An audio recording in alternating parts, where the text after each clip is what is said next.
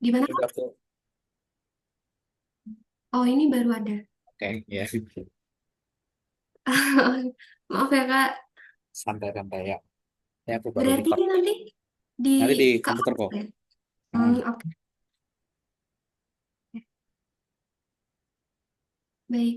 Assalamualaikum warahmatullahi wabarakatuh. Shalom, Om Swastiastu, Namo Buddhaya, Salam Kebajikan. Selamat pagi teman-teman semuanya.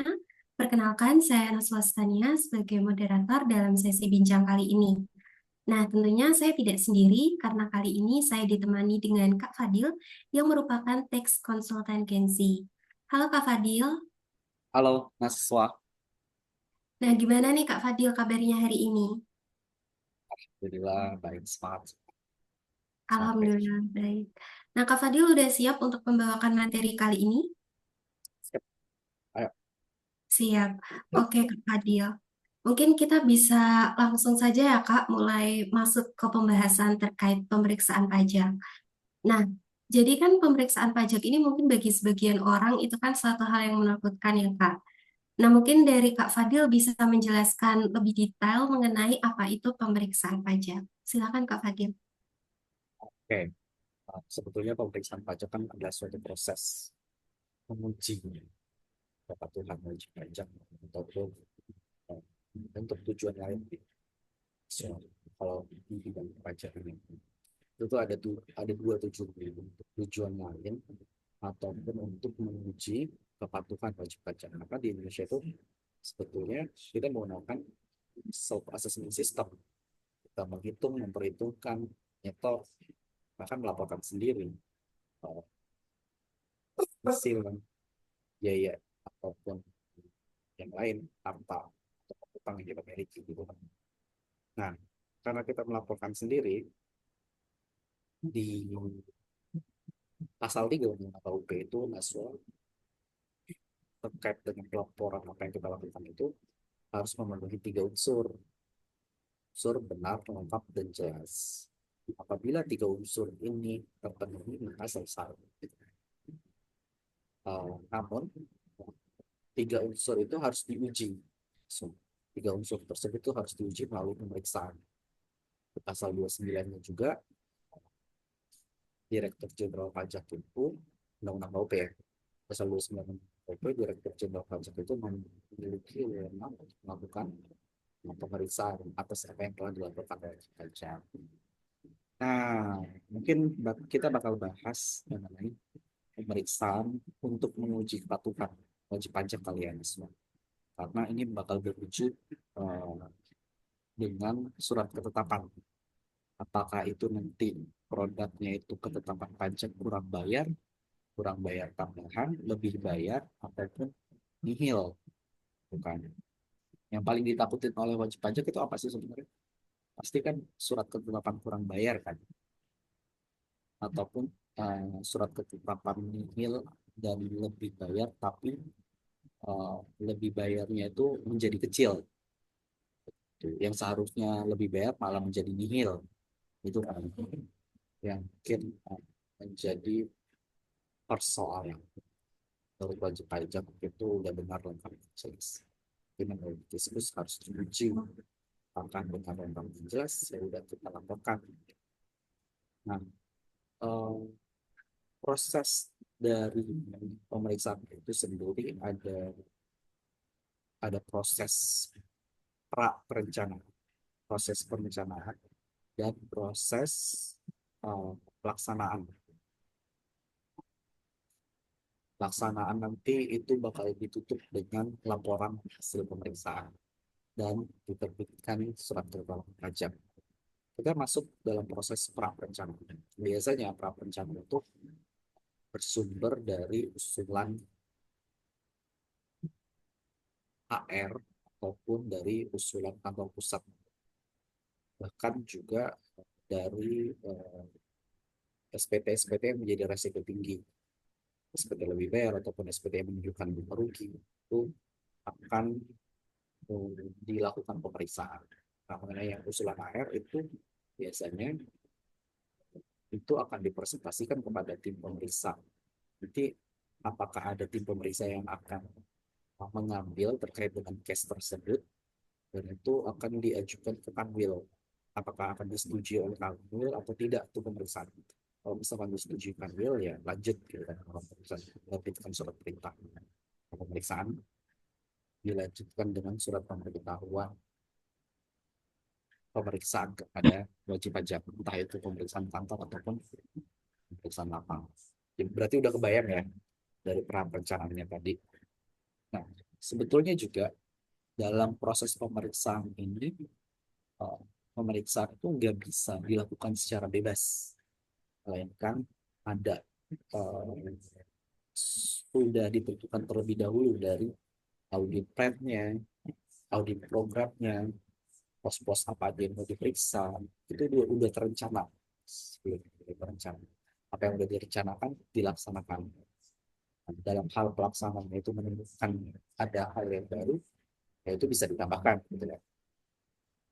Nah, dalam proses pelaksanaannya itu, pertama-tama kali kita akan dipanggil seorang pimpinan perusahaan ataupun direktur ataupun wajib pajak yang sendiri, direktur sebagai wakil wajib pajak, untuk menjelaskan proses bisnis serta memberikan keterangan gitu. Dan itu diwajibkan itu seorang wakil wajib pajak berupa direktur atau wajib pajaknya sendiri. Itu tidak bisa dikuasakan. Ataupun kalau misalkan dikuasakan, kuasanya itu bersifat pasif. Tetapi dalam prakteknya juga eh, tim pemeriksa itu tidak mewajibkan, mungkin karena kesibukan dari direkturnya tidak bisa memenuhi undangan atau waktu dari lain. Tapi dengan indikatornya direktur itu mengirimkan seorang kuasa gitu. Itu kadang juga bisa dijalankan secara praktik, dan berita acaranya itu biasanya langsung ditandatangani oleh direktur. Nah, pada saat itu juga tim pemeriksa itu mengirim eh, surat peminjaman dokumen data dan dokumen. Itu range-nya itu selama 1 bulan. Tapi dalam prakteknya kadang juga melebihi 1 bulan. Tapi berkaitan dengan ketentuan peraturan harus sampai jangan itu 1 bulan. Di dalam 1 bulan itu di range peringatan peringatan satu dan peringatan dua dalam 1 bulan tersebut. Nah, terkait dengan permintaan dokumen ini berkaitan sama metode pemeriksaan juga suami. Di metode pemeriksaan itu akan ditentukan apakah dokumen yang diberikan itu udah lengkap seluruhnya. Apabila udah lengkap seluruhnya, maka tim pemeriksa menggunakan metode langsung dalam melakukan pemeriksaan. Metode langsung itu yang dimaksud ada data keuangan SPT sebagai objek pemeriksaan dan juga ada bukti-buktinya. Jadi langsung merujuk kepada bukti. Jadi apabila eh, apabila dokumen ataupun data yang kita pinjamkan itu sebagian ataupun tidak sama sekali, maka dari tim pemeriksanya itu karena tidak memiliki basis untuk menentukan pajak yang terutangnya berapa, maka apa yang mau kita periksa sedangkan dokumen dan buktinya aja nggak disediakan gitu kan. Itu tim pemeriksa bisa menggunakan metode tidak langsung. Nah, pada saat itulah yang tim pemeriksa menentukan metode tidak langsung. Apa aja sih sebenarnya suatu metode tidak langsung itu bisa berupa pengujian arus uang, pengujian arus kas, pengujian uh, arus barang, serta pengujian piutang, piutang atau piutang.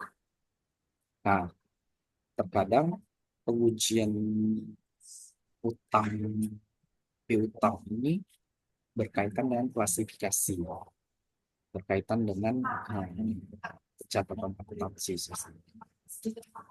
Bisa ditemukan di situ kemungkinan ada uang masuk tapi faktur pajak belum diterbitkan dan lain-lain.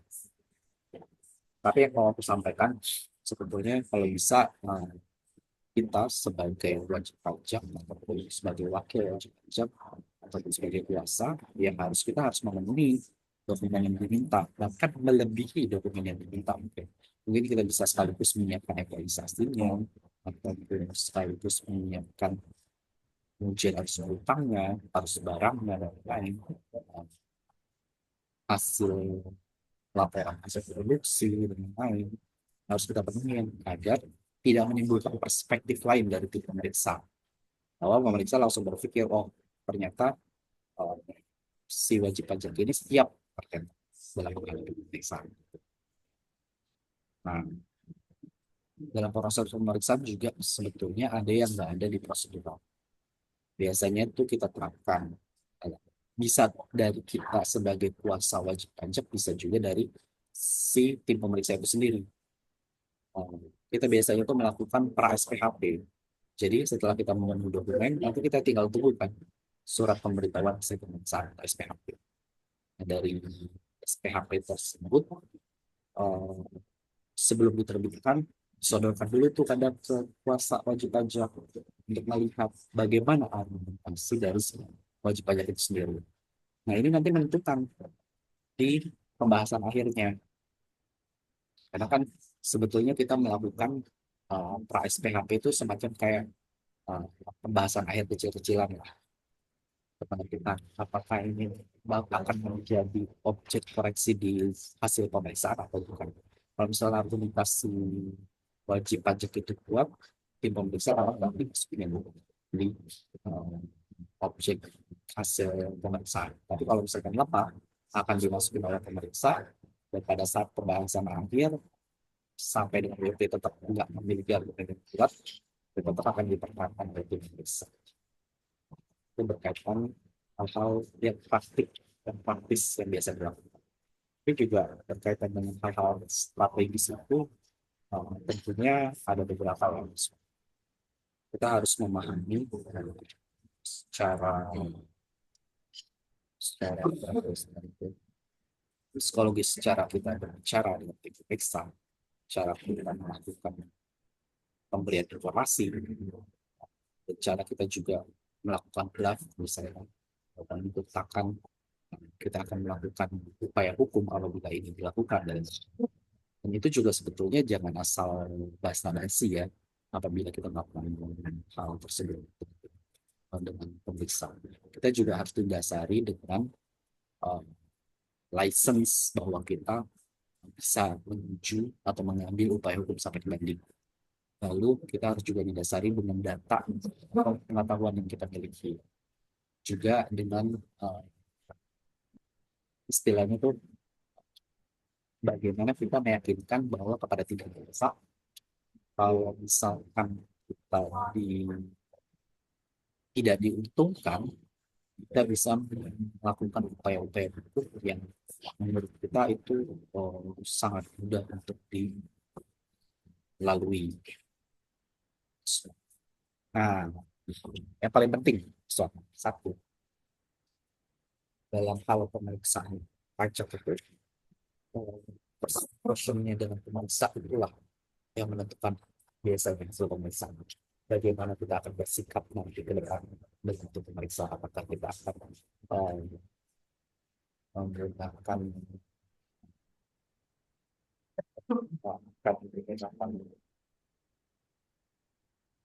argumentasi yang keras atau misalkan menggunakan komunikasi yang halus atau lembut untuk pemeriksa. Juga kadang istilahnya itu kita harus harus membuat ritme juga ya, mengatur ritme. Soalnya kenapa? Dari tim pemerintah juga kalau misalkan melihat kuasanya itu menjengkelkan, kalau misalnya melihat konsultannya itu menjengkelkan, kuasanya itu menjengkelkan, dia bakal benar-benar serius melakukan pemeriksaan. Dia bakal menemukan hal-hal yang bikin kejutan biasanya. Dia akan mengkonsultasikan ke seluruh senior-seniornya dia. Dia akan mencari tahu bagaimana cara menemukan suatu koreksi yang sulit dibatalkan oleh kuasa wajib pajak. Nah, jadi itu penting hubungan kita dengan tim pemeriksa. Tapi kalau misalkan pada saat tim pemeriksa menemukan apa memperlihatkan draft hasil pemeriksaan, tapi belum terbitkan hasil pemeriksaan, ya disitulah kita mungkin merubah watak kita dari kita awalnya bersih-bersih yang harus dan lain ya kita pada saat proses PHP diperlihatkan temuan-temuan yang menurut kita nggak menguntungkan wajib pajak atau merugikan wajib pajak ya di situ mulailah kita menggunakan argumen-argumen yang bisa dibilang uh, ya argumen yang lumayan kuat yang bisa membatalkan seluruh temuan yang dimaksud misalnya. Tapi kalau misalkan uh, ada hal-hal yang tidak material, tidak material juga mungkin jadi bahan pertimbangan ya sebagai bahan negosiasi lah ibaratkan. Oke, kalau misalkan ini nggak material, kita tidak melakukan argumentasi yang kuat, perlawanan yang kuat, tapi dengan catatan hal yang hal yang koreksi yang tidak seharusnya ini ya tetap harus dimentalkan gitu. Maksudnya, biar kita nggak terlalu banyak buang waktu di keberatan. Tapi kalau misalkan itu merubah keputusan manajemen perusahaan apabila ini tetap dilakukan koreksi dengan nilai segitu, manajemen merubah uh, apa merubah keputusan apapun ya kalau misalkan ditetapkan nilainya sekian maksudnya gini Mas Wan, ya bagaimana suatu nilai itu bisa dianggap material immaterial. Misalkan uang 1 juta di perusahaan A itu sangat berharga, bisa merubah keputusan manajemen dibandingkan uang 1 juta di perusahaan yang memiliki omset per 5 misalkan.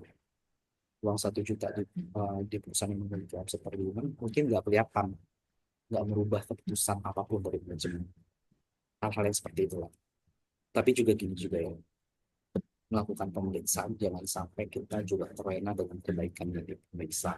Karena tim pemeriksanya baik, kita mungkin akan terima-terima aja dan melakukan perlawanan yang begitu keras kepada tim pemeriksa dan menganggap dan nanti itu menimbulkan perspektif dari kantor pajak bahwa wajib pajak ini memiliki kemampuan bayar yang baik apabila ada temuan perpajakan yang mungkin ya lumayan material gitu, ability to pay, ada kemampuan bayar, ada daya pikul yang bagus, misalnya.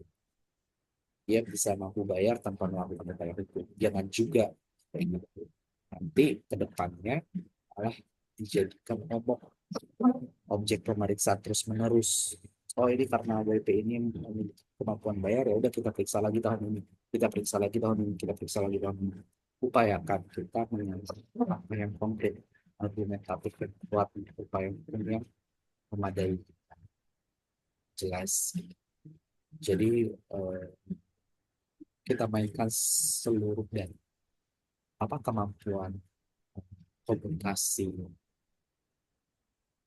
analisa yang kita bisa dapatkan. Maksudnya itu gini, apabila pemeriksa melakukan A, maka kita bisa melakukan A, B, C, D. Itu disampaikan aja secara langsung. Itu bisa disampaikan, tapi jangan disampaikan semua. Jangan jangan sampai kita melakukan penyampaian, tapi bakal merugikan wajib pajak. Kita sampaikan yang akan buat tim pemeriksa itu berpikir, oh, kayaknya kita nggak bisa melakukan ini. Upaya hidupnya bakal A, B, C, D itu bakal lebih lama. Oh, nanti kita bakal kalah juga. Sampai pemeriksa berpikir seperti itu. Itu sih terkait dengan yang paling krusial itu ya di situ. Terkait dengan hal-hal lain paling yang secara formal kalau kamu mau kalau kita mau melakukan gugatan dan itu penting mas. Strateginya itu ya secara psikologis kita harus cara berargumentasi, secara menyampaikan menyampaikan sesuatu, kapan kita apa mengontrol ritme emosi kita dan tim pemeriksa juga harus dikontrol itu. Karena saya juga pernah melakukan tim pemeriksa dengan tim pemeriksa ibu-ibu itu emang lumayan detail dan membuat waktu saya habis hanya dengan pemeriksaan, dengan satu pemeriksaan tersebut, sampai terkuras emosi, kadang fluktuatif, naik turun, kadang kita marah, kadang kita bahagia bareng sama tim pemeriksa tersebut. Tapi setelah selesai pemeriksaan semuanya clear, semuanya bersahabat gitu. Biasanya seperti itu. Kurang lebih sih kayak gitu Naswa. Kalau misalnya pemeriksaan jangan takut lah. Pemeriksaan itu ya ya pede-pede aja. Yang penting kalian menyiapkan seluruhnya. Jangan sampai kalian itu uh, mengikuti ritmenya tim pemeriksa, tapi kita harus siap melakukan mengambil ritme itu sendiri. Ya, ya sebenarnya sih dengan pengetahuan yang cukup ya. Kalau pengetahuannya nggak cukup, kita melakukan hal-hal yang tadi aku sebutkan, mungkin bisa dipertahankan juga sama tim pemeriksa. Tuh. Intinya belajar, belajar buku, belajar akuntansi, belajar perpajakan. Jadi pada saat diajak berbicara oleh tim pemeriksa, kita mengetahui uh, seluruhnya. Tuh. Logika itu penting juga. Logika cara berpikir. Oke, Itu Kak. Naswa. Ya, berarti kan di proses pemeriksaan pajak ini kan melibatkan dua pihak ya, Kak, dari wajib pajak dan pemeriksa pajak. Mungkin Kak Fadil bisa menjelaskan sedikit saja nggak, Kak, untuk hak dan kewajiban dari masing-masing pihak ini? Oke. Untuk hak dan kewajibannya itu dalam proses pemeriksaan kan biasanya berkaitan dengan surat kuasa dari segi wajib pajaknya apabila dipasangkan mungkin apa dikuasakan lalu hak-hak eh, wajib pajak juga biasanya itu ada tertera di PMK 17 tahun 2013 bagaimana kami berkait dengan PMK 1 tahun 2016 nasional. Situ diterangkan secara detail yang hak-hak yang menjadi hak wajib pajak dan juga kewajiban wajib pajak menyampaikan buku dan dokumen. Terus hak wajib pajak apa, meminta menunjukkan kepada meminta tinggal bisa menunjukkan tanda kenal itu hal-hal yang standar yang harus mereka penuhi sebagai kewajiban tim pemeriksa menjadi haknya wajib pajak. Kewajiban wajib pajak menjadi haknya tim pemeriksa kalau namanya tim pemeriksa. Nah, lalu berkaitan sama kuasa nih Mas Wak. Uh, biasanya kan tim pemeriksa itu meminta kuasa itu persyaratannya yang tertera dalam PMK 29 tahun 2014. Sedangkan peraturan baru itu uh, di pasal 32 ayat 3A Undang-Undang nomor 7 2021 tentang KPP. Nah, KPP itu udah dijelaskan konsultan itu terdiri sorry kuasa wajib pajak terdiri dari tiga konsultan pajak bukan konsultan sama keluarga. Keluarga ini juga ditentukan di batas ini. Nah, yang bukan konsultan pajak ini dipersyaratkan di bagian penjelasan itu nggak terlalu ribet sih sebenarnya. Yang penting lulusan perguruan tinggi dengan akreditasi yang baik, kemudian lalu ataupun dia memiliki privat pajak lah minimal. Kalau konsultan pajak kan memiliki sertifikasi konsultan. Kalau dia hanya mereka tidak cukup. Itu bisa. Kadang tim pemeriksa kalau misalnya dipaksakan untuk harus memberikan tentang 29 ya kita pakai asas uh, aturan berlaku aturan yang rendah tidak boleh bertentangan dengan aturan yang lebih tinggi. Aturan yang lebih tinggi di sini kan undang-undang nomor 1 tahun 2021, sedangkan PMK itu kan di bawah PP bahkan ya. Aswan. Oke, Kak Fadil. Baik, sepertinya sudah sangat menjawab sekali ya Kak Fadil dari Hmm. penjelasan-penjelasan tadi.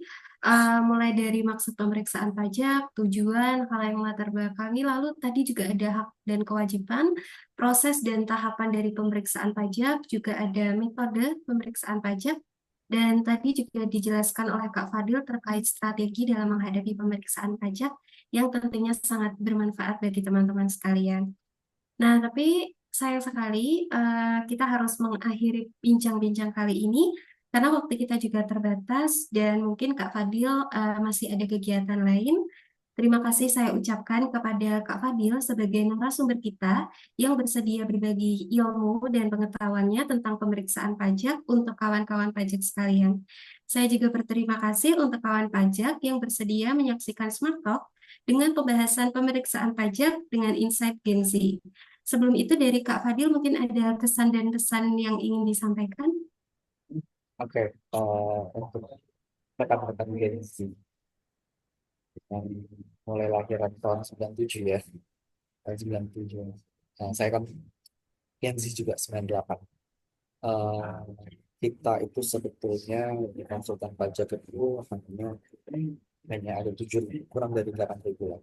Sementara wajib pajak itu kalau nggak salah 10 juta wajib pajak yang ada di Indonesia. Nah, profesi konsultan pajak itu sebenarnya sangat mungkin sangat diminati sebenarnya sama banyak orang. Tapi untuk mendapatkan profesi tersebut harus melalui ujian negara itu dari yang disiapkan oleh Kementerian Keuangan. Kalau misalnya Gen Z terkait dengan ujian pajak, itu adalah berawal dari eh, belajar memahami undang-undang dulu gitu. Belajar belajar mungkin mencintai perpajakan itu apa sebenarnya. Karena perpajakan itu hal yang nggak bisa dihindari di Indonesia. Dan kata orang itu pajak dan kematian itu nggak bisa dihindari. Oleh karena itu, profesi itu sebenarnya sangat menjanjikan untuk Gen Z. Apalagi Gen Z itu memiliki perspektif yang luas, cara berpikir yang lengkap, tapi mungkin kekurangannya adalah minim pengalaman ya. Dari situlah mungkin kita harus berangsur mencari pengalaman yang biasa dibutuhkan dalam melakukan praktek konsul ini. Karena biasanya ilmu yang baik itu ya ilmu yang kita dapatkan pada saat melakukan praktek yang lama. Selama ini sih saya menjadi konsultan pajak itu menyenangkan ya, menyenangkan itu karena saya menyukai tantangan mas ya. Mungkin saya menyukai tantangan, eh, ya saya menikmati prosesnya bertemu sama seseorang melakukan upaya, apalagi kalau kita misalkan maksimal dalam hal melakukan profesi kita sendiri. Yang paling senang itu apabila kita udah menang progresnya, kepuasan tersendiri bagi kita. Baik, Kak. Jadi tadi itu eh, apa sedikit kesan dan pesan dari narasumber kita yang luar biasa. Semoga melalui bincang-bincang kali ini teman-teman pajak bisa mendapatkan informasi, ilmu yang pastinya berguna untuk teman-teman pajak nantinya. Dan perlu diingat bahwa proses pemeriksaan pajak ini bukanlah suatu hal yang menakutkan. Saya Naswa Stania, izin menutup bincang-bincang kali ini. Wassalamualaikum warahmatullahi wabarakatuh. Waalaikumsalam warahmatullahi wabarakatuh.